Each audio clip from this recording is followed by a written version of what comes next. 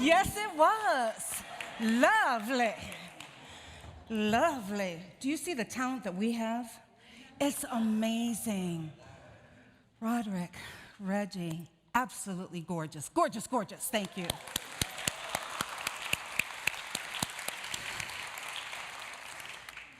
See, your moms drag you to church. You get like music, elevation.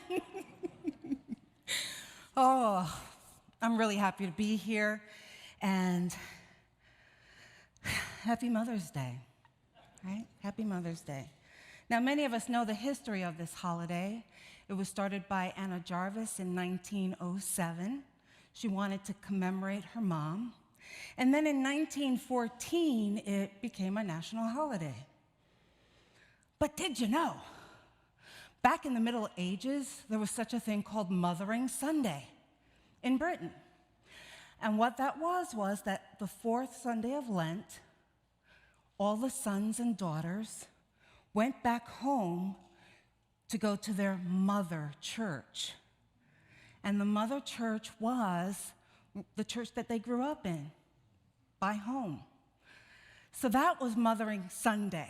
Today, all across the world, everyone celebrates Mother's Day. Here in the US, it's the second Sunday of May, where other places, different times a year. For example, in the UK, they still follow that Lenten tradition. Mother's Day there is on the fourth Sunday of Lent, and it was March 27th this year. When I was over there, it was very confusing for me because I was like, what? In March? In April? Why is Mother's Day here? So I had to do a little searching myself to figure out why.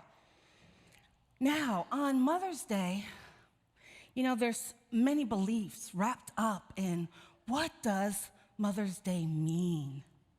Last year, I spoke about the archetype of the Great Mother, and that we have imbued all of these beliefs and expectations around motherhood, right? There's a deep psychological belief and expectations of what mom should be, and many of them aren't even real. Well, last year after my talk with the Great Mother, some folks came up to me and they were like, oh, we so appreciate your talk. Thank you for your authenticity, reminding us that not all of us have great mothers. The other half of the community were not really happy with me. And they weren't happy because in their minds they have an expectation of what Mother's Day needs to look like. They want it to be loved and elevated and celebrated. And this year, I even had a friend suggest that, why don't you talk about the divine feminine? That's in everyone, and then we can avoid any kind of, people who have trouble with mom. Maybe that'll be next year. So hold on. And the thing is, as a spiritual leader, it's an interesting challenge to be in service and in support to everyone. And sometimes with holidays, we all have our experiences and our expectations on what the holidays should look like from our past experiences. And sometimes it's really tough for a minister to please everyone, to get it right. And so where do I fall down on this? Hopefully not fall down, but where do I align with this? My truth is that I listen to spiritual guidance. Spiritual guidance tells me what I need to speak about, and then mine is to speak about it boldly. So that's the agreement that I have with Spirit. So, gentlemen, today I'm going to be speaking to the women because we're going to be talking about motherhood. But that doesn't mean you get to check out. Let's be clear on that. What it means is you get to listen to it from a different perspective, from the perspective of how would these things support the women in my life? With me? And for the women, if I strike a sentiment and you really resonate with it, shout out an amen anytime you want. All right. So this Mother's Day, what I'm called to speak about is the Supermom syndrome that is part of our society. But before we do that, what I want to do is I want to look at defining the word mother. The M-O-T-H seems to be cut off from that display. Is it cut off on yours? Yes, it is. Okay, so the dictionary has 3 definitions for mother. The first one is a noun, and then there are 2 verbs. The first as a noun is a woman in relation to her child or children. The second one as the first verb is give birth to. Now, both of those definitions seem quite simple enough, right? Mother is a biological function, someone who gives birth to a child, or a relational function in where a woman has a relationship to her child, whether it's adopted, surrogate, or birthed. But it's the second definition of the verb there that really can cause us some issues and concerns. The definition is to bring up a child with care and affection. With care and affection. And that's where it gets dicey, my friends. It gets dicey because there's no formula. What's enough care and affection? What does it look like, right? And then you have different children with different needs, and then you have moms with different skill sets. And the perception of care and affection will also differ between cultures, countries, ethnicities, and even time periods.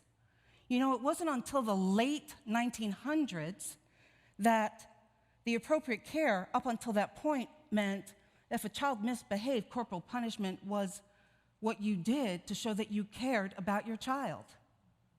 That's a new change, pretty recent, in the history of humans. So when we look at what a mother is and what a good mother is, be aware that we're using the lens, our perception, to make that determination. Now, I want to give you a little bit of like then and now. So mothering and keeping the home was a full-time job until the economic shift happened in the 1970s. And according to the Economic Policy Institute, there was a great shift in risk. And it was called the Great Risk Shift. And basically, what that meant is there was a rise in the family income's volatility, right? It was unstable. And what it documented was that there was a shift of economic risk from government and employers to workers and families. What does that mean? It means dwindling health coverage. You and I both know one catastrophic health event can ruin a family financially. It was a shift of employers not taking care of workers into retirement and beyond anymore. It really became based on families and the individual's responsibilities. And this was a huge shift for us culturally. It was a shift from moms being at home with their snacks and conversations for kids when they got home from school to latchkey kids taking care of themselves and letting themselves in at home because both parents were forced to work.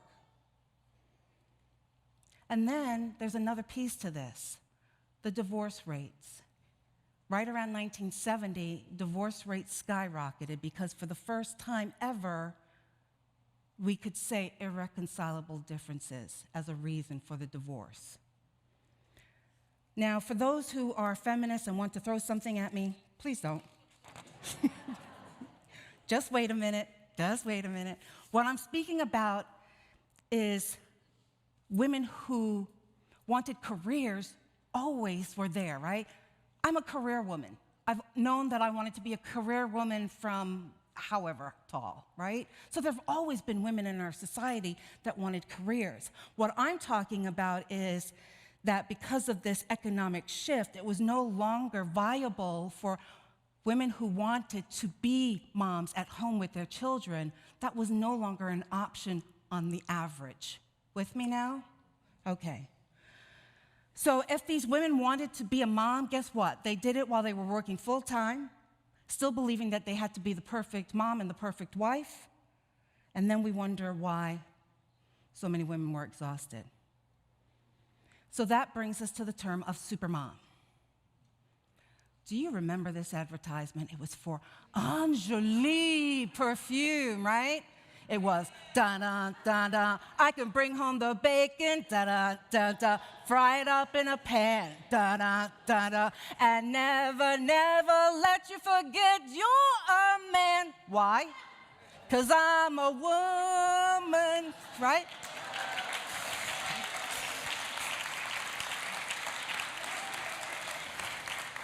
That's right, Supermom, never got tired, always ready to please her man, while working a full-time job, taking all the things that she used to do as a stay-at-home mom. So you know, I'm saying this ad was written by a guy. And I'm right, by the way, I checked it out. According to New York Times writer Lisa Sellen Davis in her article titled, "Is 2021? Why is Supermom still around?" writes that the traits of Supermom came to look like this. The archetypal female who is both a career woman and a housewife, and whose to-do list spans cooking, cleaning, parenting, earning a substantial paycheck, and satisfying her husband, all without a hair out of place. And then another layer happens with modern motherhood took on the model of intensive mothering. And that happened in the 80s, and yes, that's a real term. And it happened in the 80s when work life, the hours got a lot longer. And so women were feeling exceedingly not good enough, right? So then there was this intensity of, all right, what about the food? What are the food that the kids are eating? How much TV time are they getting? How much video game times are going on? Stranger danger. You see, women have been over-functioning, trying to perform all the roles and fill in the gaps. And let's face it, society doesn't have to look at what's not working when supermoms overwork themselves. Society doesn't have to be concerned with public policy or workplace reform when women are sacrificing themselves, their sanity, and their well-being. A founding editor of Ms. Magazine, Letty Cotton Pogrebin, said, "So many people benefit when women overproduce, when women feel judged and therefore have to become so performative, when women are made to compete with each other, whether it's for men, for jobs, or for the title of best mom." So here's my invitation to you and why we're having this conversation, because I'm inviting you to not overfunction. I'm inviting you women to not overfunction.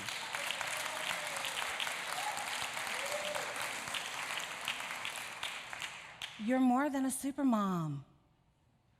Working at work, then coming home, cooking, cleaning, and then now we've got this activity overload of the kids' activities that moms are like chauffeuring all the kids all over the place, right?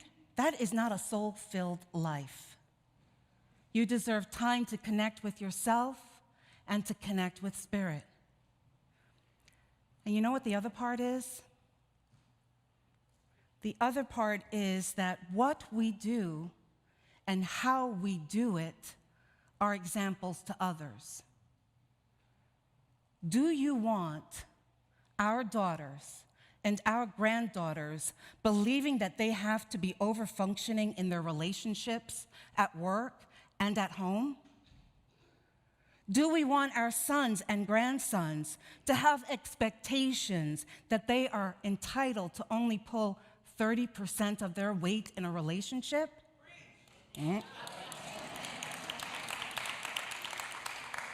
Do we continue to use language that informs our children that if dad does any chores around home, he's helping us out?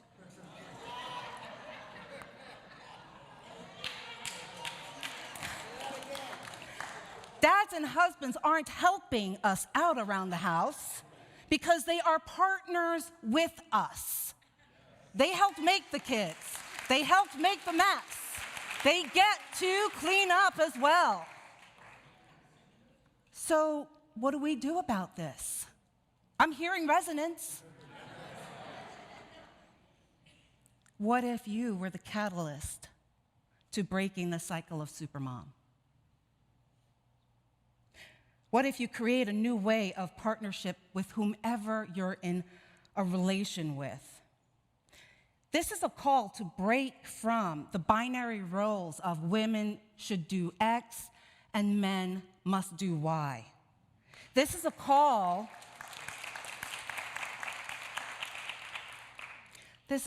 to release the belief that to be a great mom, you have to be a supermom. So this is a time to give ourselves and our children the value of being good enough. Children benefit from parents that make mistakes and fail. Did you know that? And according to an article written by Carla Naumburg, The Gift of the Good Enough Mother, she writes this: children need their mother or primary caretaker to fail them in tolerable ways on a regular basis so that they can learn to live in an imperfect world. Children need to learn in small ways every day that the world doesn't revolve around them, that their every request won't be honored, and that their behavior impacts people. This is a gift, my friends. This is a gift of cognitive development for the child, for them to be exposed to the realities of the external environment. And without these gifts of imperfection, they won't learn that it's okay to feel bored or annoyed or sad or disappointed. They won't learn time and again that life can be painful and frustrating, but guess what? They'll get through it. In short, building our children's resilience is the gift of the good enough mother.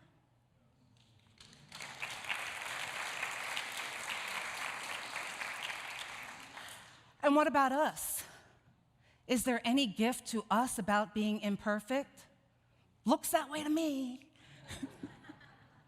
It's an opportunity for us to breathe, for us to let go of control, and to decide in this moment that we can trust that God's got us, and that our highest self is guiding us even in the errors and the mistakes. Even in the errors and mistakes, that this too is a divine moment unfolding. Our imperfection is a gift to let all the minutiae drop and really focus on what has meaning for us, what really matters to us. It gives us an opportunity to be fully present in the moment. You see, we aren't whirling around at a frenetic pace, so busy and overwhelmed that we miss connecting with spirit, with ourselves, and with our beloveds, be they in adult form or child form. But the greatest gift we give our children in being good enough moms is the ability for them to witness it's perfectly normal to be imperfect. It's perfectly normal to be imperfect.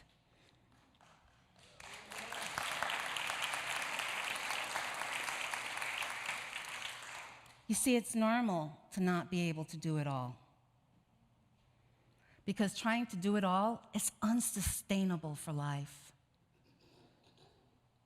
In being good enough, we give people around us permission to embrace being in the question, being in the not knowing, being imperfect. Our imperfection will support them in allowing others to simply be, that it's okay for them to not do anything. What a concept. They can be okay with not doing something, with not being productive in that moment. Accepting our imperfections allows us to be more compassionate, right? When we make those errors, I'm like, oh, I did that. So when you do that, I'm like, oh, okay. Yeah, you're human, right? It leaves room for Spirit to have its way with us and allows us to be authentic and walk in integrity. So I realize that I'm inviting you to do something that is completely against the dominant narrative. Our overfunctioning and burnout are celebrated in society. When we see a woman doing things beyond healthy standards, we elevate that person and go, look, that's success. And I remind you, God is in the breath. God is in the breath, waiting for you to slow down and remember the truth. You are divinity in skin. So today I'm inviting you to be a good enough mom. Take yourself off the cross. Come on down. Throw the Supermom cape away and embrace the gift of imperfection. Slow down. Breathe.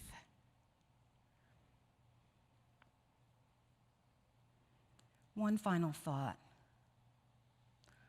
I know, moms, you're here because you love your kids and you want the best for them.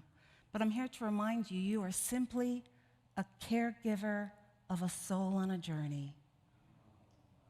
That's your role. And their journey is to make mistakes, to learn and grow from them. Allow them. Allow them. Now, here in Unity, we know that motherhood comes in all manners of ways.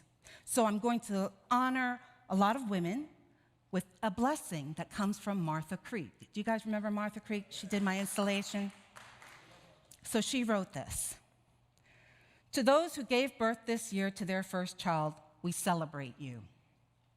To those who lost a child this year, we mourn you.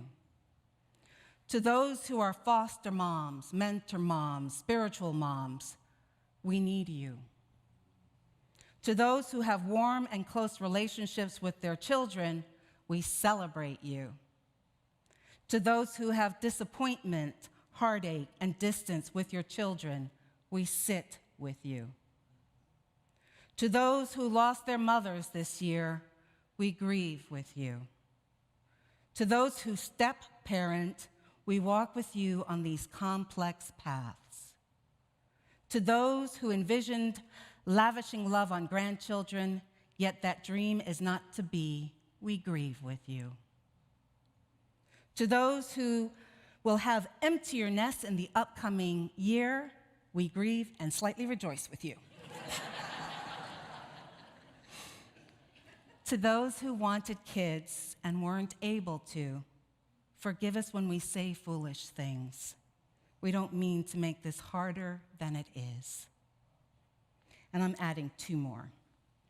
To those who mother fur babies, we honor your relationship.